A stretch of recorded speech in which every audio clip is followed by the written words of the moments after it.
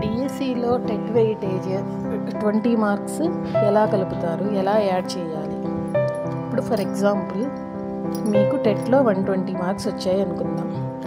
Total marks ఎంత DSC TET 150. So మీకు 120 వచ్చాయి.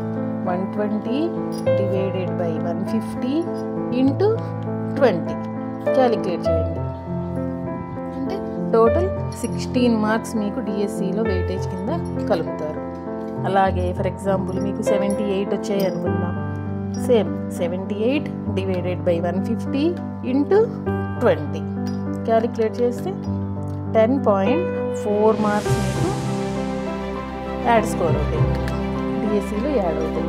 ఇలా మీకు వచ్చిన టెట్ స్కోర్ని క్యాలిక్యులేట్ చేసి డిఎస్సిలో వెయిటేజ్ ఎంత వస్తుందో తెలుసుకోండి.